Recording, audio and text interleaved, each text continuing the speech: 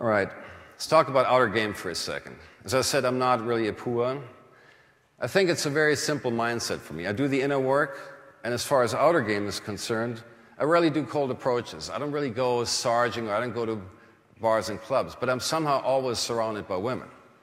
I don't know how, but it does happen.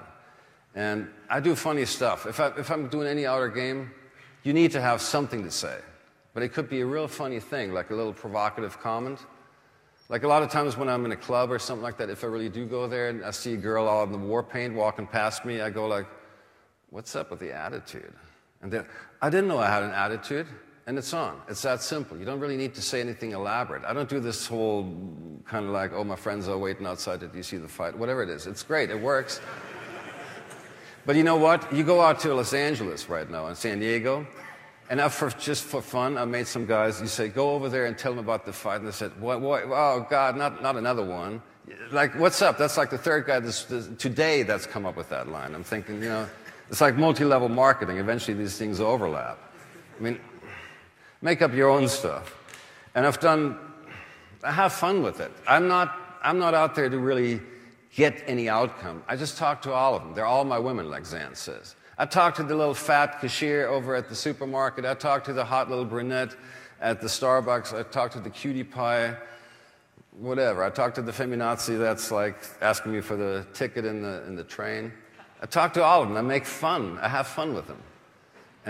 Or I do stupid stuff like in Vegas. I remember I was walking through the supermarket. I used to live in Vegas. And this porn queen looking girl with like all like boobs out to here and this, I mean, like, she was over the top, and she walked on these stiletto high heels, and she was kind of like a little less than sure-footed. And I just walked up to her, and I was like, purposefully, like, giving my power away. Here's my mom. I was like, wow. Oh, God, you're so... God, look at these high heels. And she was like, yeah, dumbass number 17 in just the last 5 minutes.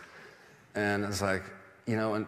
God, they're just amazing, those high heels. And you know what? If you keep practicing, one day you'll learn how to walk in them. And she was like, and her whole frame. And we ended up talking, and she was like, after like 5 minutes, she was like, give me a phone number. She wanted to give me her phone number, right? I don't take phone numbers. It's a stupid thing, because you don't know if they're picking up the phone. When I do it differently. When I see a girl and I'm like, no, I don't take your phone. I don't want your phone number. I don't know if you're picking it up. Just give me a hand. You need to. And then I take my pen and I just write it right in her hand. I said, no, don't wash this for the next 6 hours. Don't get into that ADD mode. If you want to call me, do that. Otherwise, it's been nice knowing you. And it works a hell of a lot better.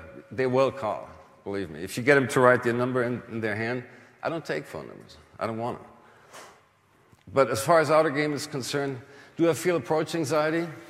There's days I feel absolutely none. I can talk to 10 people. I feel zero. And then there's other days where I'm like, I can't do this. And it's when I track this in my body, it's because I'm not, for some reason, I don't feel good that day. Either I haven't slept, or I'm just not congruent with myself, or I'm unhappy because I didn't do something that I should have done right, or whatever it is. And that's all I feel. I can only work on my inner state. When I go out there, I have to be in my body, I have to be breathing, I have to feel good, playful. Otherwise, I don't do an approach. I don't go sarging on days I'm down. I just don't do that. And it's good to have a few default moves. It's good to know what to say, anything. But it's like that thing, a lot of times a simple hey is a lot more powerful than I got this. Because it's like the same thing here. I have a concept, but I'm not really going by it because I want to be present with you guys. I want to feel you. I want you to feel me. If I'm thinking about all the stuff I'm going to say and I'm rehearsing it over and over in my mind, I'm not going to be here with you. And it's the same. If you're okay, you can learn this stuff until you got it down, the outer game stuff, canned routines. But it's so much work. And if you're not really feeling it here and you're not really congruent with it, it's not gonna come off right. And as I said, women will feel this. They're always in trance. Women are always in this kind of like weird little ADD trance mode. And it's a good thing because that allows you to capture and lead their imagination. You can do it like Ross Jeffries does. That's one way. There's another way, just being playful and do it like Zan. And just be there with them, and they will feel this. There's a really good program out there called AMP by Travis Decker, and he has these girls sitting there, and he has guys walk up to them, and they just stand there, and then say, what was your perception of me? Or how did you feel me? And those girls will give amazing details. They can tell you exactly how far the energy went, where they were stuck, where they were in their head, how much of it was a little bullshit game. And you know, it's a big thing with guys. We cover up so much stuff, but women have incredibly finely tuned bullshit detectors. They can smell stuff. You can train yourself to do that. I remember walking around with Steve P. and Hypnotica out there in Arizona, where I used to live for a little while too, in the boonies. And you walk around with this freaky thing, like a little stick that glows on the baseball hat, and you walk like this, and you see like the 3D. And you look straight, but you look sort of like the magic eye, these pictures that all of a sudden they pop. And it's like that. All of a sudden you can see all kinds of energy. And women will feel that. They may not be able to do this woo-woo thing like reading your aura, but they can do the next best thing. They know exactly where you're stuck, whatever your issues are. They will feel it. It's almost like we're walking around with a panel of buttons. These are boundary holes buttons. They're emotional charges. And it's like you have all these buttons. And women will see one light up, and they say, oh, this guy's got that issue, let me push that button. And it's true, that's what they do, not purposely, not because they're biatches or anything like that. They're just doing it intuitively. They can't help it. They're women. That's what they do. They're here to test us. They're a reality check for us.